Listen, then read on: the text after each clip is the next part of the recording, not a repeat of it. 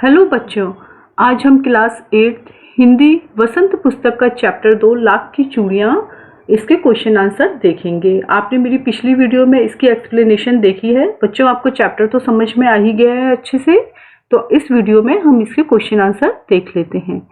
वैसे बच्चों, अगर हम चैप्टर को अच्छे से समझ लेते हैं तो हमें क्वेश्चन आंसर चाहे उस चैप्टर में से कोई भी आ जाए, हम उसे कर सकते हैं। मैं कहती हूँ आपसे, आप चैप्टर को बहुत अच्छे से देखिए, एक बार नहीं तो आप 2 बार देख लीजिए, क्योंकि कई बार क्या होता है कि एनसीईआरटी क्वेश्चंस के से हटकर भी बीच बीच में से भी जो छोटे छोटे क्वेश्चंस आते हैं, तो उसके लिए हमें चैप्टर को समझना बहुत ज़रूरी है। इसलिए बच्चों, कभी भी आप डायरेक्ट क्वेश्चन आंसर मत लर्न कीजिए, पहले चैप्टर को अच्छे से समझिए। अगर आपको चैप्टर बहुत अच्छे से समझ में आ गया है तो चैप्टर के अंदर से छोटा बड़ा कोई भी क्वेश्चन आता है तो आप उसको जरूर कर पाएंगे।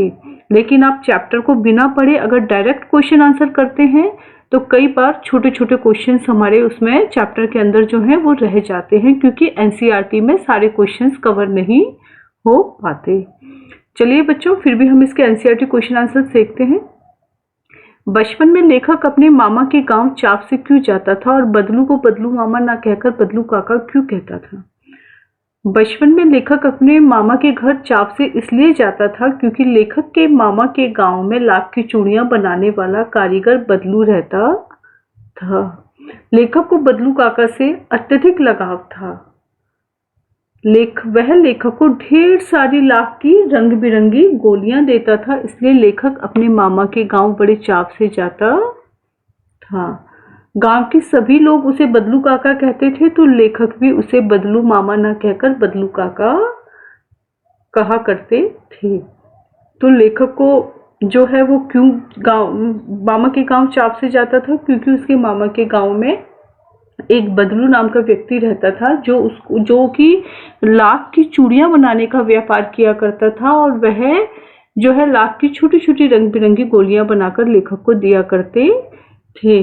और गांव के सभी लोग जब उन्हें बदलू काका कहकर बुलाते थे तो लेखक भी उन्हें बदलू काका कहकर बुलाते थे। वस्तु विनिमय क्या है? विनिमय की प्रचलित पद्धति क्या है? वस्तु विनिमय होता है कि एक वस्तु के बदले में दूसरी वस्तु लेना, एक वस्तु देकर उसके बदले में दूसरी वस्तु लेना। पहले के समय में अर्थात प्राचीन समय में जो वस्तुओं का क्रय विक्रय जो है वो इस वस्तु विनिमय के द्वारा ही होता था। अर्थात जैसे अब आज के समय में हमें अगर कोई वस्तु खरीदनी है तो हम मुद्रा अर्थात पैसे देकर वस्तु को खरीदते हैं, लेकिन पहले के समय में पैसे लेकर वस्तुएं नहीं खरीदी जाती थी, वस्तु के बदले में वस्तु ली जाती थी। अर्थात अगर किसी को वस्त्र लेना है और उसके पास अनाज है तो वह अपने पास से सामने व्यक्ति को अनाज दे देगा और उससे वस्त्र ले लेगा। इस तरह से एक वस्तु के बदले में दूसरी वस्तु ली दी जाती थी। ये होता है वस्तु विनिमय। किंतु अब मुद्रा के चलन के कारण, मुद्रा यानी जो हमारी मुद्रा है रुपीस पैसे की, ये अब प्रचलित है, तो इसके कारण से वस्तुओं का लेन देन हमारी मुद्रा के द्वारा ही होता है। विनिमय की प्रचलित पद्धति क्या है? पैसा। मशीनी युग ने कितने हाथ काट दिए हैं? इस लेखक में पंक्ति ने किस व्यथा की ओर संकेत किया है?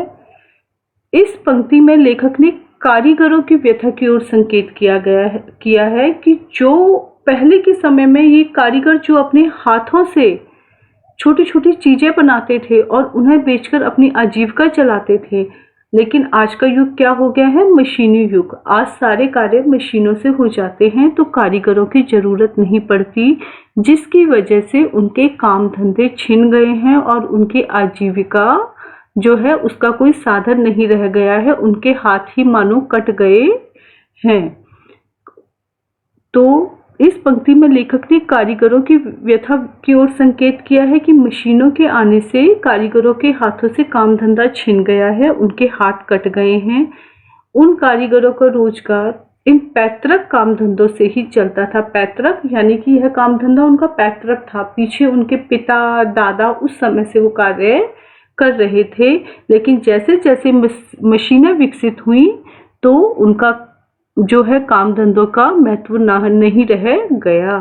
इसके अलावा उन्होंने कभी कुछ नहीं सीखा।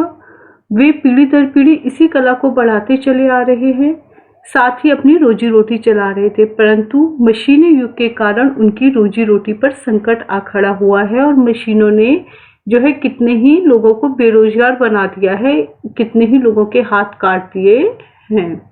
बदलू के मन में ऐसी कौन सी व्यथा थी जो लेखक से छिपी ना रह सकी। बदलू लाख की चूड़ियां बेचा करता था, परंतु जैसे जैसे कांच की चूड़ियों का प्रचलन बढ़ता गया तो उसका व्यवसाय ठप होने लगा, समाप्त होने लगा।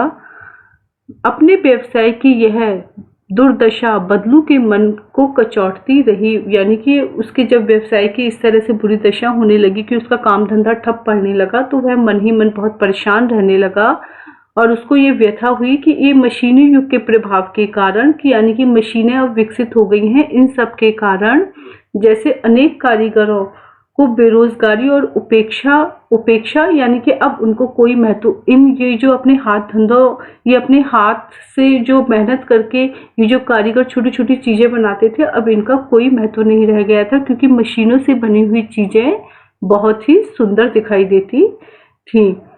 अब लोग कारीगरी की कद्र ना करके दिखावटी चमक पर अधिक ध्यान देते थे। यह व्यथा लेखक से छिपी ना रही। मशीनी युग से बदलू के जीवन में क्या बदलाव आया। मशीनी युग से बदलू के जीवन में यह बदलाव आया कि बदलू का व्यवसाय बंद हो गया, वह बेरोजगार हो गया। काम ना मिलने के कारण उसका शरीर भी ढल गया और उसके माथे हाथों पर सब नसें सी उभर आई, वह बीमार रहने लगा। अर्थात जब तक जो हमारा मानव शरीर है यह कब स्वस्थ रहता है, जब आप भी एक चुस्त दुरुस्त रहते हैं, एक्टिव रहते हैं, आप काम करते रहते हैं, आपका शरीर उतना ही चुस्त दुरुस्त बना रहेगा। लेकिन जैसे जैसे मशीनी युग का विकास होता गया तो बदलू के जीवन में भी बदलाव आ गया। उसका काम धंधा ठप हो गया, व्यवसाय बंद हो गया, वह बेरोजगार हो गया। जब वह कोई काम नहीं करता था, हर समय मन उसका एक व्यथा में, परेशानी में उलझा रहता था, तो उसका शरीर अब ढल गया और वह बीमार रहने लगा। उसके माथे पे, हाथों पे नसें उभर आईं। लाख की वस्तुओं का निर्माण भारत के किन किन राज्यों में होता है। लाख से चूड़ियों के अतिरिक्त और क्या क्या चीजें बनती हैं, ज्ञात कीजिए। लाख की वस्तुओं का निर्माण सबसे अधिक उत्तर प्रदेश में होता है। लाख से चूड़ियां, मूर्तियां, गोलियां और सजावट की वस्तुएं बनाई जाती हैं। थैंक यू बच्चों। प्लीज़ आपने अगर अभी तक मेरा चैनल लाइक और सब्सक्राइब नहीं किया है तो प्लीज़ इसे लाइक कीजिए और सब्सक्राइब कीजिए। Thank you.